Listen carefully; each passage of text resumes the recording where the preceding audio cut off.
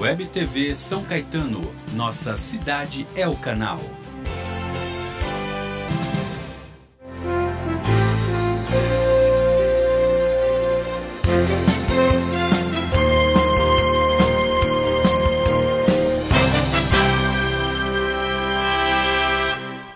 Iniciamos ao vivo mais um programa Dias Melhores. Hoje uma edição especial. Temos dois convidados. Um dos nossos convidados é o Dr. Neves Amorim, desembargador e membro do Conselho Nacional de Justiça. E o nosso outro convidado é o advogado Éder Xavier, de São Caetano do Sul, que também é vereador. O polêmico advogado. Boa noite, doutor. Tudo bem? Boa noite. Tudo bem. Obrigado por participar. Boa noite, doutor Éder. Tudo bem? Tudo bem. Satisfação estar no teu programa, querido doutor Daniel Pastorim. Obrigado, doutor. Vamos falar um pouquinho, já que o doutor foi membro do Conselho Nacional de Justiça, vamos falar um pouquinho do Conselho. Doutor, explica pra gente como é que funciona o Conselho. O Conselho Nacional de Justiça, ele foi criado em 2004 pela Emenda 45, implantado em 2005. Ele é composto de 15 membros, certo, sendo o presidente do Conselho Nacional de Justiça é o mesmo presidente do Supremo Tribunal Federal, e a composição tem um ministro do STJ, que é o Corregedor Nacional, um ministro do TST, um desembargador estadual, que no caso fui eu, de 2011 a 2013, um desembargador federal, um desembargador do trabalho, um juiz de direito, um juiz federal e um juiz do trabalho, 2 membros do Ministério Público, 2 membros da Ordem dos Advogados e 2 membros da sociedade civil, um indicado pela Câmara Federal e outro pelo Senado Federal. Interessante. Doutor, a gente vai falar um pouquinho a função do CNJ e eu também gostaria de saber do doutor Éder, dentro da função, se a atuação do CNJ está sendo de uma forma correta. Porque a gente vê também algumas questões, algumas pessoas dizem, olha, existe um resquício político no CNJ, ou não existe, é uma atuação muito firme, muito legalista, ou de uma forma geral que é regularizar ou regulamentar algumas questões junto ao Poder Judiciário. Então eu queria saber, doutor, a função em si, e depois eu queria saber, doutor Éder, o que ele acha politicamente essa questão do CNJ. O Conselho Nacional de Justiça, ele tem como função constitucional cuidar do judiciário na sua função administrativa, no controle administrativo, no controle financeiro, e também cuidar daquela parte disciplinar de magistrados, de serventuários da justiça e de cartórios extrajudiciais. E ele vem desempenhando, a meu ver, muito bem esse papel. O CNJ foi um marco na justiça. Sim. Quando a justiça se divide hoje entre antes do CNJ e depois do CNJ. Verdade. Por quê? Porque antes do CNJ nós tínhamos tribunais totalmente independentes e individuais. Cada um cuidava de si e nós não tínhamos no Brasil uma política pública de justiça. Depois do CNJ, não. Depois do CNJ, nós passamos a ter políticas públicas importantíssimas dentro do Poder Judiciário e aquela comunicação entre as diversas unidades judiciárias no Brasil. Nós temos 91 tribunais no Brasil, é isso. Excluindo o Supremo, seriam 90 tribunais subordinados ao Conselho Nacional de Justiça. Então, o Conselho tem essa função de harmonizar e regulamentar todos esses tribunais, fazendo com que eles ajam sempre da mesma forma. Daí a necessidade de uma política pública de norte a sul do país para o Poder Judiciário. Evidentemente, há que se respeitar algumas nuances estaduais ou federais de cada região do Brasil que requer uma observação especial. Diferenciada, né? Doutor Éder, o senhor como um combativo advogado e combateu muita questão da corrupção também. A gente vê o CNJ atuando nessa questão de fiscalizar a atuação dos magistrados. Como é que o senhor encara essa atuação do CNJ como um todo? A pergunta que o doutor Daniel Pastorim me fez é o aspecto político. Sim. Nós estamos num país que está entre as primeiras economias mundial e ainda é tido como um país emergente, né? Mas existe um detalhe importante. O Brasil não chama só Brasil. República Federativa do Brasil. Esse é o nome do Brasil. Então, a República é res pública, a coisa pública, como o doutor sabe, como quem está aqui, o internauta sabe. Então, res pública, a coisa pública. Como administrar a coisa pública? Qualquer organismo, qualquer agrupamento de pessoas e de mentes afins, no caso, que estamos tratando, do direito, fundada na Constituição, busca o bem comum. Na busca do bem comum surgem ideias entre luminares e nasce aquilo que é política. Então, se o nome Brasil, República Federativa, e não é só Brasil, é coisa do povo, de uma federação, na busca do bem comum, também temos que entender que luminares unidos nasce aquilo que é política, porque a palavra política também não é política partidária, é política de fazer o bem. E as mentes, vamos dizer, debatem entre si. E evidentemente que em qualquer agrupamento, no meu ponto de vista, seja no CNJ, seja até nas agremiações partidárias, seja numa empresa, sempre na sociedade, haverá política. Entre nós, até a política da boa vizinhança. Então, o importante é que haja a política também no CNJ, mas política no sentido de discutir ideias para materializar o ideário, como disse bem o doutor Amorim, o ideário da criação do Conselho Nacional de Justiça. E a justiça no Brasil, certamente, como advogado, entendo que é antes do CNJ e depois do CNJ. Até porque a gente fala em política, o CNJ ele, muitas vezes não tem que observar puramente a lei. Observa puramente a lei, mas também adaptando aos acontecimentos sociais. Porque senão, se a gente parar para pensar, vai ficar uma coisa muito atrasada, os códigos, muitas vezes, a legislação não atualizou, não avançou ao tempo. E até nesse sentido, eu pergunto para o doutor, em relação ao chamado ativismo judicial. Muitas decisões vêm no sentido de criar conceitos novos, e isso muitos doutrinadores entendem como um ativismo judicial. Eu não sei se o senhor acha que isso é bom ou se é ruim, se é uma forma de você evoluir os entendimentos judiciais, evoluir na atuação do próprio judiciário e da lei também. O que o senhor pensa sobre isso?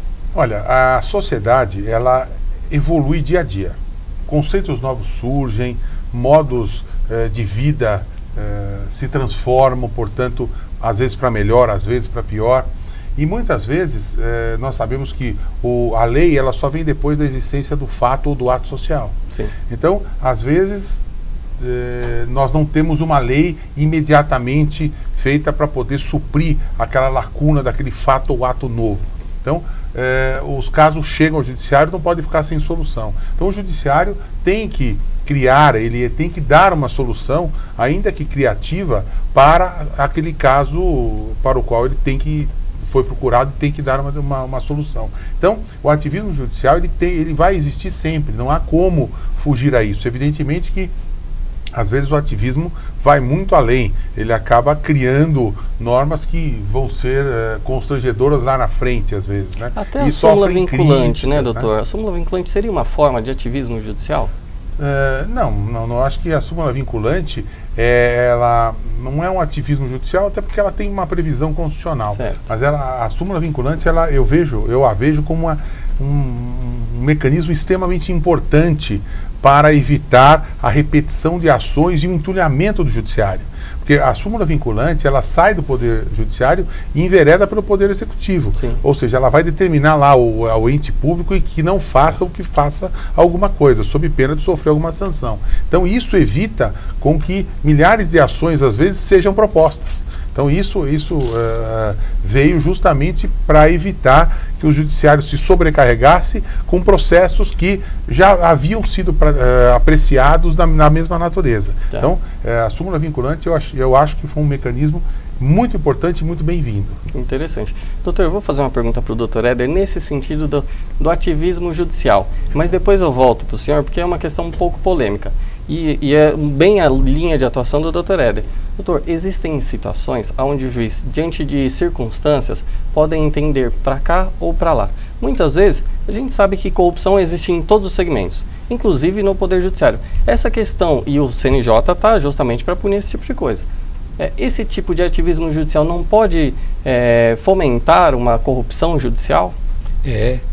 Olha, as possibilidades que existem, como dissemos, fazendo aqui uma síntese do que nós conversamos até agora. Então é necessária a política esteja instalada, a política no sentido das mentes desenvolver entre si, várias mentes, ideários, ideias para materializar de forma concreta o bem comum. Por exemplo, o aspecto da democracia. Nunca nós viveremos num estágio ou num estado completo da democracia. Nós sempre iremos buscar que a fraternidade, que a comunhão, também através do espírito da lei, se instale entre os homens. Então, a democracia plena será sempre, enquanto a mente estiver se desenvolvendo, será sempre algo a conquistar, a democracia plena. Então, havendo esta luta de ideias e de mentes em todos os setores, interessante que haja até o sofrimento. Vamos imaginar o ativismo. Olha, um grupo de julgadores, de juízes, de desembargadores, de membros do Conselho Nacional de Justiça entenderam por aquela circunstância momentânea que deveria tomar esta ou aquela posição, que num primeiro instante pode ser julgado como um certo ativismo. Mas bem disse o doutor aqui, que às vezes a sociedade paga um preço por uma decisão, mas o sofrimento daquele preço que está sendo pago, porque pode ter havido um certo ativismo, aquilo será corrigido pelo povo, porque tudo é em benefício do povo, lá do senso, a expressão povo. Enquanto nós tivermos no Brasil multidão, 2/3, segundo o sociólogo bastante proeminente, 2/3 da população é uma multidão, é um agrupamento de pessoas que segue ideias, gritos, e 1/3 é um povo que tem consciência do seu posicionamento. Então, ainda que haja o ativismo, o povo, pelo sofrimento, conserta, pressiona. Agora, precisa a participação do povo e não da multidão que não sabe bem o que está fazendo. Entendi. Doutor, o que o senhor pensa disso? A questão da corrupção no judiciário. Essa atuação do CNJ é muito pontual e muito importante para a sociedade, sim. Porque por mais que a gente entenda o magistrado, é um ser humano. E a gente tem que entender que seres humanos também erram. E o CNJ está aí para punir. E vem fazendo um brilhante trabalho. Esse ativismo pode fomentar a corrupção dentro do Poder Judiciário? Olha, nós temos que nos basear numa estatística. E essa estatística demonstra que o percentual de corrupção no Poder Judiciário de juízes é muito pequeno. Nós temos um universo de 17 mil juízes no país. Nós temos 100 processos, 120 processos contra magistrados no CNJ. Isso é menos de 1% da magistratura. Então, evidentemente, que a repercussão de um ato de um magistrado, ele é muito grande, porque a sociedade se revolta com isso. Sim. Então, na mesma forma que nós vemos um judiciário hoje, com o CNJ, com as corregedorias locais participando da fiscalização dos magistrados, quando o magistrado comete um ato de improbidade, de corrupção, por exemplo, o estrago que ele faz para a imagem do Poder Judiciário e tudo aquilo que se revela em relação àquele caso, fica muito difícil de você tentar reverter esse caso, né? E aí a punição é inevitável, a gente tem que punir, em todas as carreiras existem bons e maus elementos, graças a Deus muito mais bons do que maus, em todas elas, né? Então nós temos ótimos advogados e uma pequeno percentual de maus advogados, um grande número de bons juízes, poucos maus, grandes promotores, poucos ruins. Então, mas essas pessoas causam estrago à imagem da instituição, porque a divulgação na mídia, tudo isso, então parece que isso se estende a um mundo de pessoas, e na verdade não é. Na verdade, isso é um caso pontual em que é cuidado dessa forma, né? E isso acontece em todos os lugares, e na magistratura é muito mais delicado, porque a magistratura, o juiz é aquele que decide a vida das pessoas.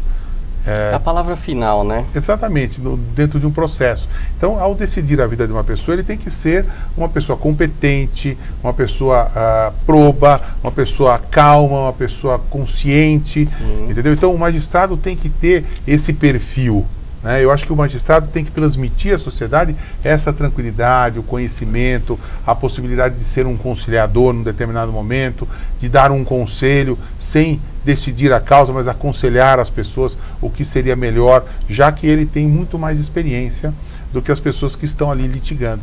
E outra, as pessoas estão envolvidas, então emocionalmente elas não têm condição, muitas vezes, de entender tudo aquilo que está acontecendo. Sim. Então o magistrado, estando de fora, com a participação do advogado, por isso que as partes têm advogados, porque Porque o advogado é aquele que está fora da emoção do seu cliente. Então ele consegue ver aquilo que o seu cliente não vê.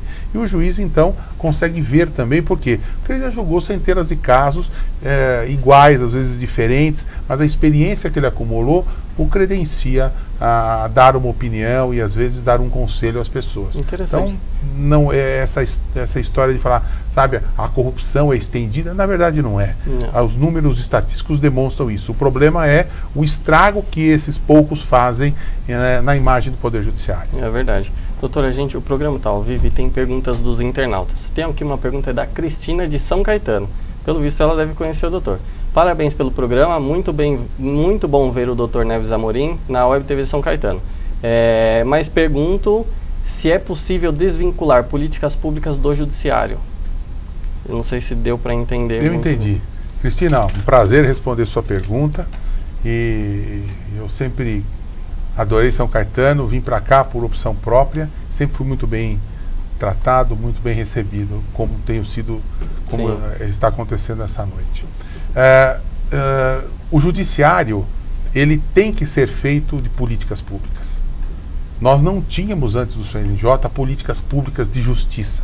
Ou seja, nós não tínhamos algo que desse direcionamento ao Poder Judiciário. Por isso, as políticas públicas criadas pelo CNJ e hoje seguidas pelos tribunais são fundamentais para o progresso, para que a justiça progrida, para que ela possa evoluir. Então, os programas, por exemplo, de conciliação, de mediação, é uma política pública. O Pai Presente é outra política pública. A Amazônia Legal é outra política pública. Então, são todas políticas públicas em que o judiciário atua para bem do cidadão. Então a política de justiça existe para que a justiça tenha um norte único, para que o povo brasileiro tenha uma justiça equânime do norte ao sul. Certo. Né? Então é essa a função da política pública e ela não pode se desvincular. Nós não tínhamos antes do CNJ e hoje nós temos. Então esses programas são fundamentais para a evolução da justiça. Importante. E doutor, a gente falou aqui, uma pergunta direcionada ao doutor Éder, a gente falou de conciliação, que se integra a questão das políticas públicas. E o doutor Éder, ele é um advogado. Hoje em dia, a gente vê que seria muito mais importante uma conciliação do que uma boa batalha. Qual que é o ponto de vista do senhor, doutor Éder? Atualmente, os advogados estão pontuando, estão seguindo mais por esse lado das conciliações ou estão tendenciosos ao litígio em si? Importante. Falamos sobre política, Constituição, o nome do Brasil. O doutor fez aqui o aspecto da corrupção e assim. Eu queria falar sobre uma coisa chamada tsunami, para poder explicar o meu ponto de vista. O tsunami não é só porque o mar levanta e joga um tanto de água e destrói vidas. As placas tectônicas, uma porção de coisas entraram e produziram aquilo que chamamos de tsunami. Então, já que nós falamos até em ativismo, podemos pensar e imaginar o seguinte. Eu não sei o número, o doutor certamente irá responder. O que se percebe pela análise que a gente tem informação do próprio sistema do Judiciário Nacional, talvez pelo próprio Conselho Nacional de Justiça, é de que há milhões de processos, que há uma cultura de litigância. Então, essa cultura pode ser incentivada também pelos advogados, que às vezes, por os interesses seculares, esticam a causa, esticam os problemas, às vezes não é tão objetivo como tem em todas as profissões. Estou falando da minha, há 30 anos na advocacia. Então, as políticas públicas, a necessidade nasce desse momento que nós estamos vivendo e disso tudo que nós conversamos aqui. Então vamos imaginar que haja algum trabalho, né? Parece que tem um conselho que o doutor deve falar para minimizar, diminuir os números de conflitos, etc. Então, como eu falei do tsunami, então muitos processos, o doutor vai falar os números de milhões de processos, o custo do processo, a cultura da litigância, a vingança através da lei, a inverdade que se fala no processo. O juiz tem que ter quase uma bola de cristal, porque a inventividade e a criatividade do autor e do réu é muito grande. Então isso é um aspecto de cultura. Então, vamos imaginar que o Conselho Nacional de Justiça venha a tomar esta ou aquela decisão. Haverá um ativismo, e os advogados poderão dizer assim, não pode, olha, está agindo como se fosse o legislativo, legislando. Olha um ativismo aí, para que o advogado não tenha mais o seu ganha-pão. Quer dizer, pode criar uma situação. Então é uma série, como eu falei do tsunami, necessidades várias da sociedade civil de avançar. E aí toma-se uma posição, aí é fácil apontar o dedo. Olha um ativismo aí. Mas será que para falar se é ativismo ou não, se é uma invasão do Conselho Nacional ou do Poder Judiciário para legislar, e sabe quantas coisas estão nessa órbita? Então, no direito eleitoral também, olha, o direito eleitoral está sendo judicializado, quantas conversas. Então seria tudo isso ativismo? Não seria isso a política necessária para desenvolver e materializar o bem comum? Não é fácil responder as perguntas que o doutor Daniel está fazendo, mas os números do processo certamente o doutor Neves Amorim vai informar e vai precisar de uma solução. Claro. E doutores, a gente vai para um rápido intervalo, mas eu quero voltar na questão da conciliação. Porque a gente ouviu a fala de um advogado, mas agora a gente vai ouvir também a fala de um desembargador, para ele nos dizer se isso é bom, se é favorável, se desafoga o judiciário, ou se é só para desafogar o judiciário, ou realmente é favorável à sociedade, é favorável às partes. Então a gente vai a um rápido intervalo e já volta. Até logo.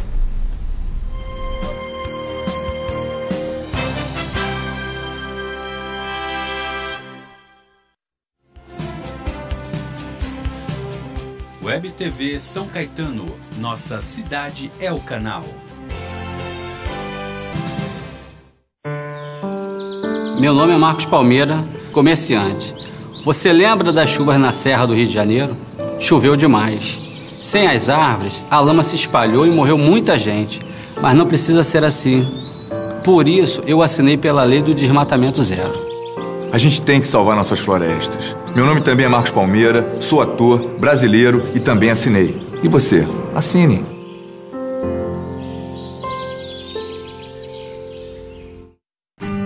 Café San Martín, o lugar ideal para tomar aquele cafezinho e ainda saborear lanches salgados, doces e bolos deliciosos. São diversos sabores. Destaque também para o almoço, com pratos rápidos e saladas, opções variadas e preço acessível. Ambiente aconchegante e bom atendimento. Café San Martín, sua nova opção em São Caetano. Rua Amazonas 363, Loja 2, Centro. Web TV São Caetano, nossa cidade é o canal.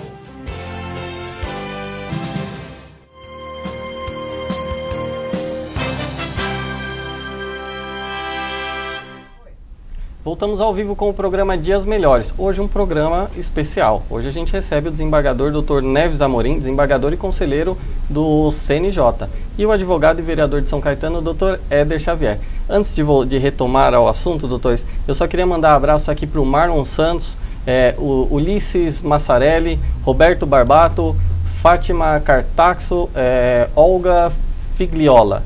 E algumas outras pessoas também que vêm mandando perguntas para a gente. E abraço também. Obrigado, pessoal, pela participação no programa. Doutor, vamos voltar falando sobre conciliação. Qual que é o ponto de vista do Tribunal de Justiça, ou particularmente do senhor, em relação à conciliação? A gente ouviu a fala de um advogado que entende que isso é muito mais benéfico do que uma boa demanda. E qual que é o entendimento do Tribunal de Justiça? Olha, eu antes de falar do Tribunal de Justiça, eu queria retroceder um pouquinho. Claro. O Conselho Nacional de Justiça, durante o período em que eu lá estive, 2011, agosto de 2011, agosto de 2013, eu fui o responsável pela política da conciliação e da mediação. Cuidei da resolução 125 de 2010 do CNJ, que determinou que os tribunais desenvolvessem essa política pública, criando centros de solução alternativa de conflitos. Por que isso? Por que o CNJ se voltou para essa política pública e entendeu que essa política pública é fundamental para o Poder Judiciário, para o cidadão brasileiro? Porque, na verdade, o que a gente vê de importante para o Judiciário tem um reflexo direto na vida do cidadão, que Sim. procura os seus direitos na Justiça. Então, num país com 92 milhões e 200 mil processos, que tem uma entrada anual de 28 milhões e 200 mil processos, que tem 17 mil juízes, 15 mil membros do Ministério Público, 6 mil defensores públicos, tem toda uma estrutura, uma política judiciária por trás disso, não consegue mais absorver esse volume absurdo de processo. Doutor Amorim, deixa eu fazer uma intervenção, Claro, por favor. É um debate, nós temos a presença do doutor em São Caetano. Então, eu entendi bem, doutor, são 92 milhões de processos. Então, o senhor vê, nós temos quanto? É 200 milhões de habitantes, parece, no país, uma coisa por aí, mas tem crianças, né? Tem idosos. Nossa, é muito... as crianças não estão litigando, estão? Não é. Se nós tirarmos uma média, dá uma ação para cada brasileiro praticamente, né? Então é um número muito grande. E o que mais nos assusta também é o valor, o quanto custa um processo para o Estado. Verdade. Um processo custa R$ 1.400. O que significa isso? São R$ 1.400 para pagamento de juízes, serventuários, água, luz, telefone, prédio, toda a estrutura da justiça. E em 40%, 35% desses processos, não se discute esse valor no próprio processo. Verdade. Então, nós temos que encontrar métodos que façam com que a população não careça de ajuizar ações. Ou nós temos que oferecer à população métodos alternativos. Olha, eu não preciso litigar durante 5 anos para depois receber R$ 1.000. Então, o que acontece? O CNJ voltou-se para essa política pública e eu fui hoje sucedido pelo conselheiro Emanuel Campeiro, que lá está, foi meu sucessor e continua levando à frente essa política pública, né? Graças a Deus. Essa é uma política pública que nós tentamos mudar a cultura do povo, a cultura do litígio. Olha, eu vou entrar na justiça, não, para a cultura da paz, da harmonia, onde eu vou procurar um lugar onde eu possa conversar, discutir e explicar para um conciliador, para um mediador. Detalhe importante, capacitado. Não é qualquer pessoa que o judiciário está aceitando para ser conciliador e mediador. Tem que fazer curso, tem que fazer 84 horas de capacitação, tem que ter exercício prático antes de sentar-se a uma mesa de conciliação e mediação. Por quê? Na conciliação, a grande diferença é a seguinte, que na conciliação o conciliador ele interfere diretamente na vontade das partes, dando ideias, fazendo propostas. Mediador não. Mediador ele instiga as partes a que as partes elas mesmas encontrem uma solução. Portanto, a satisfação da pessoa que participou daquela mediação é muito maior. Porque não foi uma decisão do juiz que disse você vai fazer isso ou você vai fazer aquilo. Foram elas mesmas que resolveram. Então aquela satisfação é muito maior. Sim. Elas jamais voltam a litigar. Por quê? Porque elas descobriram um método de, em 1 mês, 2 meses, resolver algo que duraria 5 anos. E o judiciário hoje dá toda uma estrutura. No estado de São Paulo, o presidente do Tribunal de Justiça, o desembargador José Renato Nalini, ele vem dando um apoio irrestrito à conciliação e à mediação. E me honrou com a indicação para coordenar o núcleo de conciliação e mediação do Tribunal de Justiça de São Paulo. E nós já instalamos em São Paulo 104 CEJUSCs, que são Centros Alternativos de Solução de Conflitos, em que nós montamos uma estrutura com um juiz, com um membro do Ministério Público, com um defensor público, com advogado, com conciliadores e mediadores, nos quais as pessoas podem se socorrer e lá solucionar. Leva um problema ao conciliador, ao mediador, ele chama a outra parte, sentam-se à mesa e aí solucionam o conflito. Ou seja, os advogados estão presentes, a parte pode trazer o advogado, não há nenhum tipo de problema em relação a isso, os advogados participam e outra, recebem seus honorários muito mais rapidamente do que aqueles 5 anos da demanda. E é uma atuação imparcial, né? Exatamente.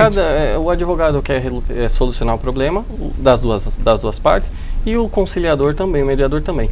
Mas tem uma outra questão também em relação a isso, que são as conciliações exercidas, hoje a gente vê muito alguns pontos direcionados para a conciliação extrajudicial, que vem o papel do advogado. E muitos advogados montaram escritórios para fazer essa conciliação extrajudicial. Eu não sei se o Dr. Éder acompanha isso e o que pensa também, se atua nessa área da conciliação extrajudicial, que muitas vezes também a decisão nessa conciliação não que substitui uma sentença judicial, mas faz lei entre as partes. O que o senhor pensa sobre isso, a conciliação extrajudicial? Você vê, doutor Daniel, o tempo é o senhor de toda a razão. A sentença com o trânsito do julgado é a razão de uma das partes. Nós sabemos hoje como está informatizado, ou se pretende, na totalidade, informatizar a entrega da jurisdição. Então, os escritórios que estiverem preparando os colegas para esse novo momento em que o tempo tão necessário, que ninguém pode esperar a entrega, ter a razão reconhecida durante anos, 10... Então, quem estiver se preparando para isso, é evidente que o doutor Daniel tem a metade da minha idade. Eu ainda não estou hoje em condições de preparar um escritório que tem vários advogados, escritório que eu trabalho, para esta atividade, porque ela é ampla. Não é tão simples juntar as partes. O doutor Neves disse, olha, precisa estar preparado. O advogado, não só o conciliador, o mediador, o advogado também precisa estar preparado para que aquele caso cultural de judicializar, e como se fosse vingança, ainda na lei do talião, o advogado tem que estar preparado para conversar com o seu cliente, para mostrar a ele, não só acusando o judiciário, porque é muito fácil dizer assim, olha, faça o acordo para ganhar os honorários rapidinho, porque isso vai levar 5 anos, porque 10 anos, porque o judiciário é moroso. Não, olha o número, 92 milhões, isso é absurdo, absurdo, absurdo. Então, entendo que este é o novo tempo, o tempo da modernização, da tecnologia da informação, da rapidez, que o advogado tem que se preparar para instruir o seu cliente, para comparecer perante o mediador, perante aquele que vai conciliar as partes. É importante, muito importante, é avanço da sociedade. E a gente está falando de conciliação, então é muito importante a gente entender, eu acho que muitas conciliações extrajudiciais acabam sendo rediscutidas em termos junto ao judiciário. E eu queria saber do doutor se existem muitas demandas questionando a conciliação extrajudicial. E eu queria também saber a efetividade em relação a números, se não tiver os números, mas para a gente ter uma base, a efetividade das conciliações judiciais. Se isso realmente, olha, temos 1000 demandas em relação à conciliação. Dessas 1000, a gente consegue fazer 10 acordos, 20 acordos, 50 acordos. Existe um balanço em relação a isso? Então, 2 assuntos. A conciliação extrajudicial bate na porta do Poder Judiciário, a extrajudicial bate na porta do Judiciário, e qual é a efetividade da conciliação judicial? Olha, vamos fazer aqui uma diferença.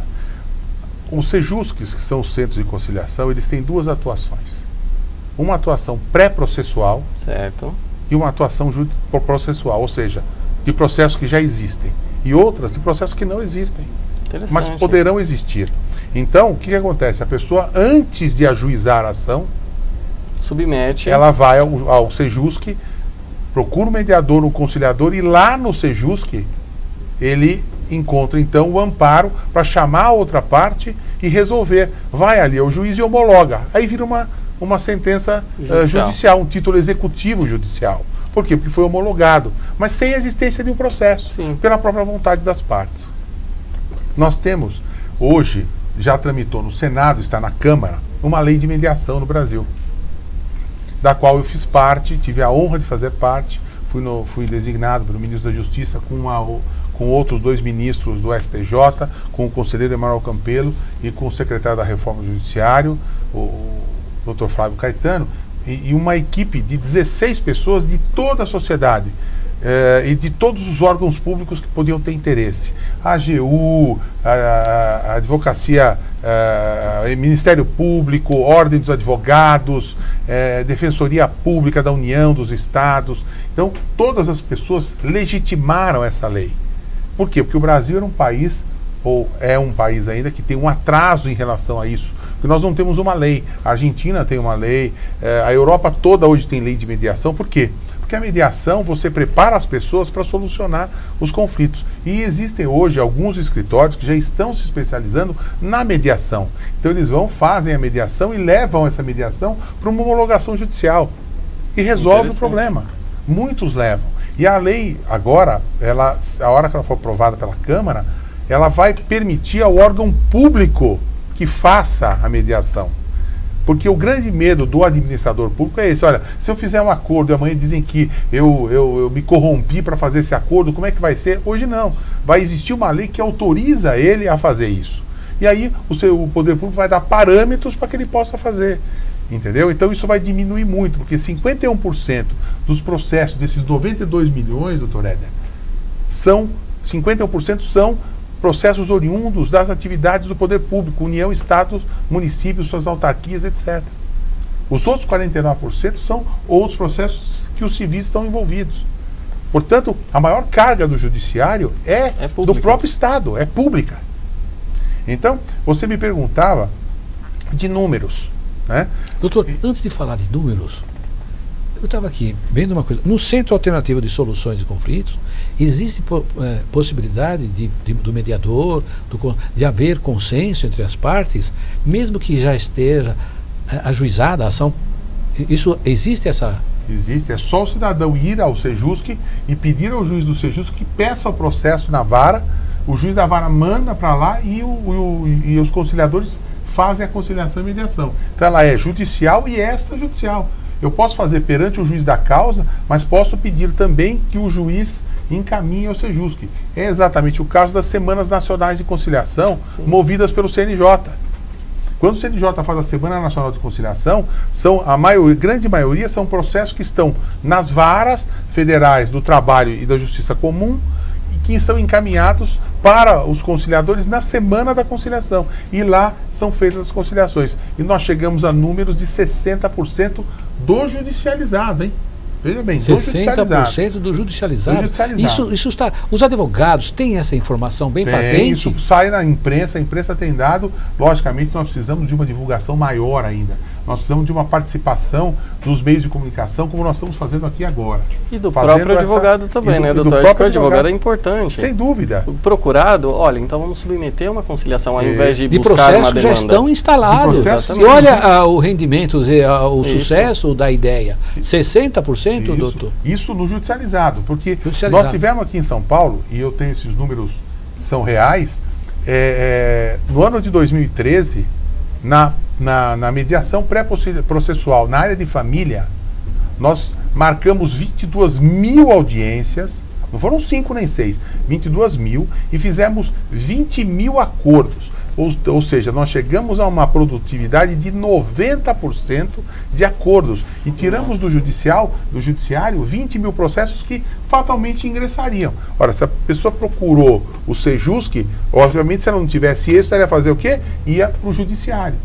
E no direito, desculpe doutor, mas olha a importância, no direito de família, quantos dramas dentro do direito de família, quer dizer, cria uma emoção para o advogado, imagina para quem vai dar a sentença. Sim. Então, eu vejo que as pessoas tendo esse amparo, as partes, eu acho que se elas fizerem um acordo, elas ficam felizes, não ficam, doutor? Seria uma inovação, uma revolução, né, do Poder Judiciário. Então, mas é justamente isso que nós estamos tentando fazer.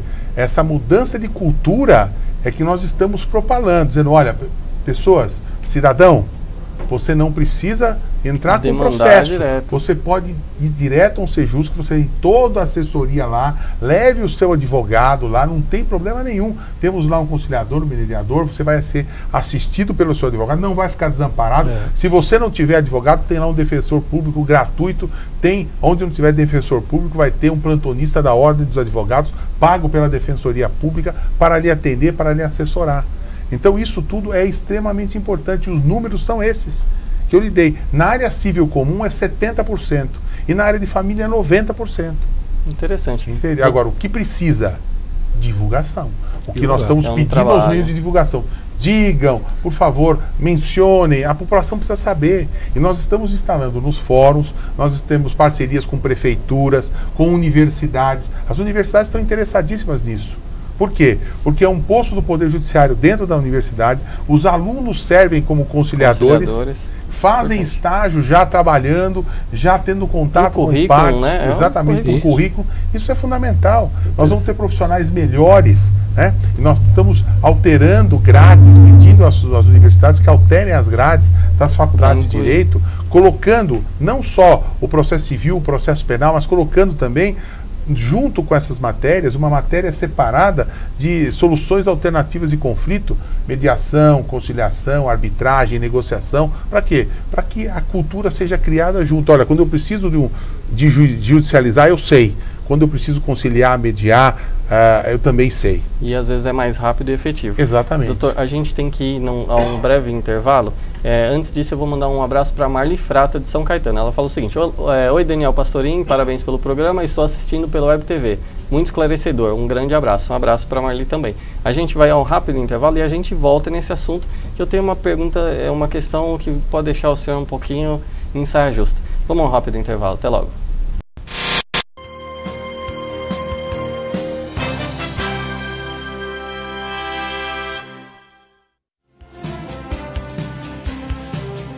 Web TV São Caetano, nossa cidade é o canal.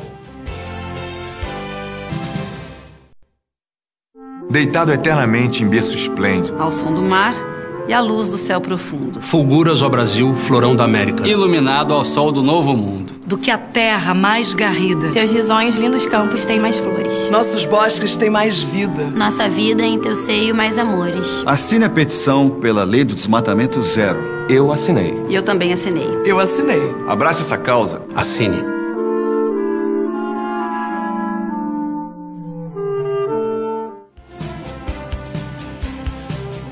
Web TV São Caetano, nossa cidade é o canal.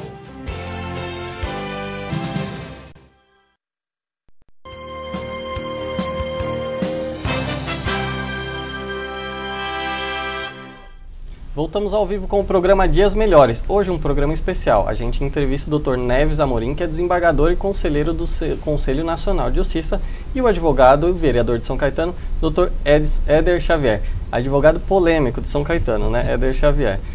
Doutor, a gente estava falando um pouquinho sobre conciliação e uma questão na prática, a minha atuação na prática. Eu vejo muito o Tribunal de Justiça ligando para as partes ou para o advogado das partes e perguntando: olha, existe a vontade, o interesse de fazer uma conciliação? Eu vejo muita negativa por parte dos advogados. Eu não sei se está sendo efetivo e como que o Poder Judiciário encara esse tipo de coisa. Se é benéfico, se não, se está sendo efetivo para eliminar esses processos junto à segunda instância. Exatamente, é isso que eu ia dizer. Que isso acontece na segunda instância e efetivamente conciliar e mediar na segunda instância é mais difícil. Por quê? Porque alguém já tem uma sentença favorável, já tem uma vitória parcial. Certo. Carece apenas de uma análise de recurso. Então, quem já ganhou e já esperou 5, 6 anos pela sentença, fica mais endurecido. Sim. Ele fica menos receptivo a esse tipo de proposta. Então, geralmente ele diz: olha, é difícil e tal. Então, na segunda instância, nós normalmente colocamos como conciliadores desembargadores aposentados, homens de extrema experiência, advogados antigos da ordem, que já não militam mais, mas que querem ajudar as pessoas, que querem ajudar o judiciário. Então, aí sim, aí os desembargadores já aposentados têm aquela experiência toda, aquela vivência, e assim tentam então solucionar. Mas o problema da segunda instância é exatamente esse. Alguém já ganhou. Alguém já ganhou. E na primeira instância não. Então ainda se discute, não há vencedor. Entendi. Então as pessoas são mais flexíveis, mais maleáveis. Tá. E doutor, quando o senhor aborda o seu cliente, porque o Tribunal de Justiça normalmente liga para o advogado. Quando o senhor aborda o seu cliente e fala: olha, existe a possibilidade de fazer uma conciliação, veio uma proposta do Tribunal de Justiça, ou o chamamento do Tribunal de Justiça. Qual que é o ponto de vista do senhor? A resistência dos clientes, isso existe de fato, ou o advogado cria essa resistência porque pensa: opa, eu prefiro demorar um pouquinho para receber, mas receber mais? Qual que é o ponto de vista em relação ao cliente, doutor? Era o teu programa, Daniel, Dias Melhores, tem Dias Melhores para a Justiça, para a entrega da jurisdição, por tudo que nós conversamos aqui. Você vê bem, pode-se imaginar desta forma: olha, o advogado, a classe do advogado, isso é um ativismo, isso é o Poder Judiciário criando situações para que o advogado venha a ganhar menos. Agora, falamos também sobre o tempo, não é? Eu vejo objetivamente a resposta de que existem essas ligações, e as ligações às vezes são feitas para o próprio cliente, não é sempre para o advogado. Então, doutor Daniel, é aquilo, repito o que eu disse anteriormente, o doutor Neves Amorim disse que para ser conciliador, para ser mediador, tem que ter um espírito, olha, já na segunda instância, um espírito mais elevado, do bem comum, da profissão, de algo menos materialista, menos de interesse secular, mais amplo. Esta é a função também do advogado. É um sacerdote daquilo que as partes estão com dificuldades. Isto é o ideário de ser advogado. Então, você vê na segunda instância, o doutor disse bem, já um desembargador com mais idade, com experiência de vida, é um homem mais sensível, né? Então, o advogado deve ter este posicionamento e levar o seu cliente para esta ideia de rapidez, de tempo, de entrega da jurisdição. A vida passa tão rápido. Demandar 5 anos na expectativa de uma solução, ou 10, ou 15, é um absurdo do ponto de vista social. Agora, haverá, que é natural, em todas as profissões, aquele foco mais de interesse. Então, com aquele processo que eu vou ganhar mais, talvez eu fale de algum jeito com o meu cliente. Se aquele que eu vou ganhar menos, um cliente chato de atender todo dia, seja lá como for, então para esse eu falo, vamos fazer. Isso poderá haver, existirá certamente em todas as profissões. Mas, se nós formos pensar no que nós estamos fazendo nessa terra, aprendendo até com o sofrimento, com as lutas, com as demandas, entendo que devemos adotar uma linha única no escritório. Nosso escritório tem vários advogados. O doutor esteve no nosso escritório um bom tempo, conhece bem. Tivemos o prazer de ter o doutor Daniel lá. Então, doutor, olha, a linha que aquele que dirige o escritório deve ser, vamos conciliar, vamos nos modernizar, vamos dar solução, porque o judiciário com essas mentes novas, o Conselho Nacional de Justiça, como falamos até agora, abriu uma oportunidade, porque administrar 92 milhões de processos, você imagina, isso vai dar certo, isso vai ser uma beleza, isso vai minimizar o número de processos, essa mudança de cultura. Então, às vezes, será que a solução é contratar mais juízes? O doutor poderia responder isso. Será que nós encontramos tanto juiz para 92 milhões? Se essa cultura que certamente vai dar certo, não vai colocar juiz na ociosidade depois?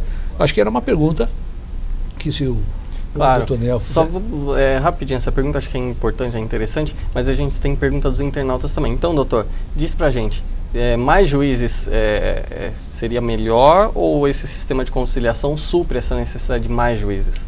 Não, eu acho que se nós começarmos a contratar juízes, admitir juízes por concurso público para suprir esse número, nós vamos esquecer as outras políticas públicas e passar a continuar solucionando processos e processos e processos, e o juiz que hoje tem uma média nacional de 1.450 sentenças, São Paulo essa média é maior, mas nacionalmente são 1.450 sentenças por ano dadas por magistrados, que é um número bem grande, contando que o ano tem 365 dias, sim, tirando os fins de semana, nós temos aí 200 dias para dar 1.400 sentenças, a média é alta, né? Mas eu acho que nós não devemos nos preocupar em contratar novos magistrados, nós temos que nos preocupar com o processo judicial eletrônico, que vai fazer com que o processo ande mais rápido, muito embora nesse momento ainda haja alguma resistência, porque toda mudança, que é outra mudança de cultura, sim, há sempre uma resistência, mas no futuro nós não podemos fugir a isso, doutor Daniel, de modo nenhum. Esse é o futuro e nós temos que partir para isso, e as pessoas têm que se adequar a isso, não há outra alternativa, e eu concordo com isso. Mas também a alternativa não é contratar ou admitir novos magistrados em número excessivo. Lógico, nós temos uma série de aposentadorias por ano, mortes, etc. Esses devem ser substituídos, ser repostos, para que o judiciário mantenha esse serviço durante esse tempo necessário que a conciliação e a mediação vão surtir os seus efeitos e fazer com que essa curva ascendente se torne gradualmente descendente. Interessante. Doutor, o senhor falou, só antes de chegar na pergunta, um comentário. É a questão do processo eletrônico. No meu ponto de vista como advogado foi fantástico. Na minha sala eu pego as peças de um agravo e entro no tribunal, eu simplesmente faço a peça e encaminho para o magistrado. Muitas vezes você imediatamente, teve uma situação onde eu fiz a petição, fui conversar com o juiz, quando eu cheguei no escritório, na prefeitura, a decisão já estava online para mim. Então, assim, é algo, no meu ponto de vista, eu também vejo alguma resistência, mas para mim é fantástico. Doutora, tem uma pergunta aqui, é da Eleni de Santo André. É importante, e aqui a gente tem um membro do Legislativo e um membro do Judiciário, e fala justamente sobre o mensalão. Então a gente quer saber dos dois. Como o doutor Neves Amorim avalia a atuação dos ministros do caso do mensalão, a atuação dos ministros do Supremo. E eu queria saber do senhor, e eu também depois gostaria de saber a opinião do doutor Éder Xavier em relação à atuação política, se é que houve atuação política do Judiciário, e a atuação também das pessoas envolvidas no caso. Qual que é o ponto de vista do senhor, doutor? Sempre fazendo intervenção, talvez indevida, você me perdoe. À vontade. Mas nós estamos só ainda para entrar nisso, que eu acho que é uma conversa muito interessante, o aspecto político ou não das decisões do Supremo, mas falávamos sobre o número de quanto o juiz tem que julgar e a necessidade então da conciliação, da mediação. Doutor, um desembargador, não sei se seria assim conveniente perguntar para o doutor quanto tempo se o senhor tem uma ideia de quantos processos o senhor já julgou, ou quantas sentenças o senhor emitiu durante os anos que o senhor está como desembargador, né? Não sei se tem esse número, mas deve ser muito, um número bastante alto.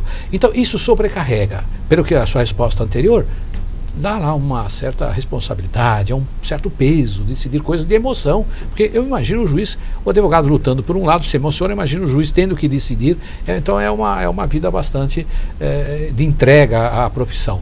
Então a pergunta assim, quantos processos um desembargador, se o senhor puder falar do senhor, quantos processos o senhor imagina ter sentenciado em segunda instância no Tribunal de Justiça do Estado de São Paulo como desembargador? Eu estou no tribunal há 12 anos, já proferi 18 mil votos, sendo certo que eu fiquei 2 anos no CNJ e julguei só os que estavam comigo, não recebi distribuição. Mas, tirando esses 2 anos, eu já julguei, eu estou no voto mais ou menos 18 mil. 18 mil é bastante coisa. Distribuir 18 mil ações já é difícil. Já é difícil. Né? Agora imagina julgar 18 mil com 2 partes falando. Então eu acho que quando o doutor imagina a mediação e também a conciliação, é porque o doutor também está de uma certa forma, em causa, não própria, mas em causa do judiciário, dos próprios juízes do sofrimento, defendendo. Olha, faça uma mediação aí para que a gente não tenha que julgar tanto processo desse número. Né? É muito grande. Na verdade, não é nem por isso, né? Porque nós temos que pensar na cidadania, no cidadão. A gente está pensando em melhorar a vida do cidadão. O magistrado, ele fez o concurso, o povo paga o magistrado por meio dos impostos que recolhe, e o magistrado tem que cumprir a sua missão, tem que julgar, tem que decidir, tem que se preparar, tem que ser sereno, tem que ser tranquilo, tem que ser técnico, que é o mais importante, e tem que trazer a solução que lhe é pedida. Mas o problema da conciliação e da mediação é justamente esse, de dar mais cidadania às pessoas, para que elas possam vir ao judiciário buscar uma solução rápida e sem aquele desgaste emocional do processo. E no momento, o doutor Éder é advogado, sabe disso, o doutor Daniel também sabe muito melhor do que eu, que no momento em que há uma contestação, isso vira efetivamente um litígio raivoso às vezes. Verdade. Então, e aí não há mais possibilidade de acordo, porque as pessoas dizem coisas que não deveriam dizer, dizem coisas que às vezes não são verdadeiras, isso cria então um acirramento de ânimos. Uma questão pessoal, né? Exatamente, e aí se torna pessoal, e aí você obriga um juiz... Por marra, acaba não entendendo pela conciliação. Exatamente, e se obriga o juiz então a decidir a vida das pessoas. Sim. Doutor, mensalão. A atuação do Judiciário, dos ministros do Supremo e o julgamento como um todo. Eu sei que o senhor não vai fazer uma avaliação, até por questão ética, mas eu acho que fazer um panorama geral, acho que o senhor poderia esclarecer um pouquinho para a nossa Eleni de Santo André. Seria antiético e jamais faria isso. Eu não tenho condão de avaliar quem diria os ministros do Supremo Tribunal Federal, mas eu acho que as decisões do Supremo, o Supremo tem um viés político, né? É natural que ele tenha, porque ele tem que se preocupar muitas vezes com a governabilidade. Então, uma decisão do Supremo pode tornar o Executivo inviável, pode interferir no Legislativo, e assim nós temos esse viés político que sempre vai existir. Mas eu acho que todo juiz, o julgador, ele tem que procurar ser o mais técnico possível, fugir às emoções, né, e simplesmente aplicar a lei ao caso concreto e evitar qualquer tipo de avaliação pessoal em relação às suas decisões. Então, a avaliação minha em relação à ação penal 470 no sentido de que os ministros chegaram a um consenso que depois não se tornou mais um consenso, e alguns acabaram modificando suas decisões, e alguns mantendo suas decisões, outras decisões foram tomadas por alteração nas cadeiras, alguns que haviam votado saíram, outros entraram, por isso houve uma mudança depois nas decisões, e alguns que haviam sido condenados por alguns crimes acabaram sendo absolvidos nos embargos infringentes pelo mesmo crime.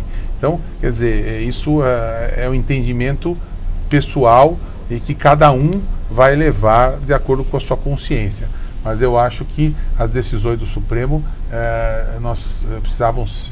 precisam ser mais, talvez, técnicas do que políticas. Eu prefiro um magistrado mais técnico, mais sereno, mais assim, voltado para o processo, sem a emissão de opiniões pessoais.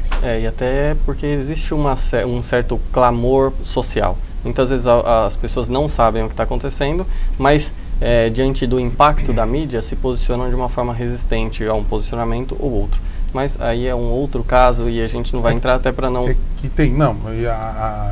Às vezes as notícias, as pessoas não são capazes de entender perfeitamente, até porque isso é justificável porque não são técnicos, não entendem bem o que está acontecendo, tecnicamente falando. Então, acabam emitindo opiniões que lhes parece a correta e, na verdade, tecnicamente não são. Então, às vezes as pessoas são levadas mesmo a emitir opiniões ou a criar opiniões que na verdade não são condizentes, até porque elas não conhecem o processo, o que está dentro do processo. O juiz não pode buscar coisas que estão fora do processo e trazer para dentro do processo. O cidadão que está olhando, ele tem que se colocar no lugar de quem está sendo julgado. Se ele gostaria que aquilo que acontecesse com ele também. Entendi. Isso é um fator extremamente importante. E agora vamos ouvir um membro do Poder Legislativo que também é advogado. Doutor, qual a opinião sobre o mensalão? Se houve política ou técnica. Doutor Daniel, esse seu programa passa para o mundo todo. Eu, como advogado, tenho que tomar muito cuidado com as minhas palavras, para que amanhã não venha a ser processado por isto ou por aquilo. Agora, também, como vereador, tenho aí a proteção do meu mandato. Mas, independentemente disso, digo o seguinte: Salomão, o grande sábio, disse o seguinte: vaidade de vaidade, tudo é vaidade. O homem que ocupa cargos de mando, de poder e decisões desta magnitude é um ser humano como todos nós, e também certamente vai sofrer a influência daquilo que Salomão disse, que é um dos maiores pecados, a própria vaidade. Então, ao contrário de dizer que houve política de partido no sentido de partidário disto ou daquilo, prefiro dizer que a vaidade imperou no caso do mensalão. Houve, porque há o tal do clamor, há o tal da mídia dirigindo para cá ou para lá, manipulando aqueles 2/3, que não é povo, mas que é multidão, que segue o grito desta ou daquela emissora poderosa. E então, potencializa a vaidade daqueles homens que têm mando e poder, seja no executivo, seja no judiciário, seja no legislativo, seja na OAB, a OAB da tradição, a OAB, a nossa, a OAB, a Ordem dos Advogados, de tradição de luta pela democracia. Também homens da OAB sentem-se influenciados pela vaidade. Então, faço a síntese dizendo que houve, sim, muita vaidade nas decisões. Ainda bem que eu não sou o magistrado que está na ética, mas como cidadão, houve muita vaidade nas decisões que fugiram da técnica, por força da vaidade, e invadiram esse aspecto da emoção e da passionalidade. E doutor, a gente não tem muito tempo aqui, a produção está me avisando, e sabemos que o senhor atribuiu ou propôs um título de cidadão sancaetanense para o doutor. Doutor, o que motivou a atribuição desse título? Que é importante para uma pessoa ser considerada um cidadão de uma determinada cidade. E ainda mais falando de São Caetano, que é uma cidade do maior IDH do país. O que motivou o senhor a propor a ter essa iniciativa para atribuir o título? Aos 60 anos de idade, nascido e vivido sempre em São Caetano do Sul, a vida que Deus me concedeu, a existência terrena que Deus me concedeu, me deu a oportunidade de estar perto de presidente, conviver com o presidente da República, conviver com governadores, conviver com membros importantes da Ordem dos Advogados. A vida me deu a oportunidade de estar próximo de muitas pessoas que tiveram os seus nomes aclamados por este ou aquele segmento da sociedade civil. E eu não tive nunca o desejo de, mesmo depois de ter o mandato de vereador, de outorgar. Até antes eu ficava vendo uma pessoa receber um título, dose muito política, coisa assim muito simplória, muito sem... Mas o caso do Dr. Neves Amorim judicou em São Caetano do Sul durante anos. Foi sempre um juiz que recebeu. O juiz de primeira instância, salvo outro entendimento, às vezes não dá um relacionamento tão singelo, tão simples como o advogado. Já de segunda instância são mais assim, cordatos, mais humanizados para receber o advogado. Mas o doutor Neves Amorim, desde aqui, quando judicou em São Caetano do Sul, até nessa carreira brilhante, que o currículo dele tem uns 50 páginas de tanta atividade, professor da FAAP, diretor do curso da FAAP. Olha que ele, nesse conselho de mediação, quem foi representar o Poder Judiciário no Congresso. Bom, então, com esse histórico todo, o pai do Dr. Neves Amorim também foi o primeiro juiz do trabalho da nossa região toda, dos municípios do ABC. Foi professor da faculdade, o fórum tem um nome. Então, é uma tradição tão grande do direito, e isto que me motivou.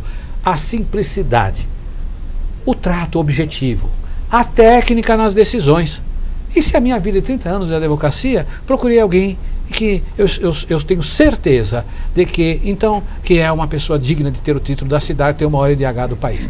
E aí nós propusemos, unanimemente, todos os vereadores, lendo o currículo. Não sei se é muito extenso, não sei se eles perderam 2, 3 horas para ler o currículo do doutor, mas fiquei muito feliz e honrado de poder, pela vida que a gente tem. A gente conhece profundamente, porque está no processo, vendo entregar a jurisdição. Então, estou feliz de ter outorgado e agradecer a todos os vereadores que, de forma unânime, concedeu o título a este cidadão ímpar no sentido de usar a técnica no direito e não a vaidade. E, doutor, diante dessa fala, e como cidadão sancaetanense agora, qual o sentimento de participar, de fazer parte da história de uma cidade como São Caetano? E o que isso engrandece? Qual o sentimento de ser um cidadão sancaetanense? Olha, é motivo de orgulho para mim ter sido lembrado pelo vereador Éder Xavier. E por todos os vereadores, e por todos os demais vereadores que participaram da votação nessa outorga, que para minha vida foi um marco importante, como foi um marco ter trabalhado em São Caetano. Fui sempre muito bem recebido, muito bem tratado, um povo com uma educação, com uma possibilidade de acesso à justiça diferenciado em razão do IDH, os seus 15 km², um município relativamente pequeno, que tem uma renda per capita das mais invejáveis do país. Portanto, uma cidade cheia de predicados, uma cidade repleta de pessoas dignas, sérias, e isso engrandece qualquer ser humano. Eu estou extremamente engrandecido e envaidecido com isso, mas qualquer um estaria por estar recebendo esse título. É uma grande honra. Verdade. Doutores, o programa está chegando ao fim. Eu agradeço imensamente pela presença, foi um papo bem esclarecedor. Um membro do Poder Judiciário e um membro do Poder Legislativo. Figuras muito importantes, não só para a nossa cidade, mas para a nossa região como um todo, ou para o nosso país também, um membro do Conselho Nacional de Justiça. E só para encerrar, tem um comentário aqui do Paulo Rubio, de São Caetano. É um comentário em relação ao Dr. Éder. Parabéns ao Dr. Éder pela escolha do homenageado, alguém que prestou serviços ao nosso judiciário e esteve frente ao nosso fórum, merece o título de cidadão sancaetanense. Tá aí, parabéns para o Éder Xavier e parabéns também para o doutor. E aqui a gente encerra o programa. Bom, programa Dias Melhores, hoje foi um papo excelente. Tive o prazer de receber essas duas figuras e a Web TV, doutor, está à disposição do Poder Judiciário. Quanto mais, cada momento que vocês precisarem de divulgação desse sistema de conciliação, que é muito importante, a Web TV está à disposição. Bom, encerramos por aqui. Programa Dias Melhores, Web TV São Caetano, nossa cidade é o canal. Até mais.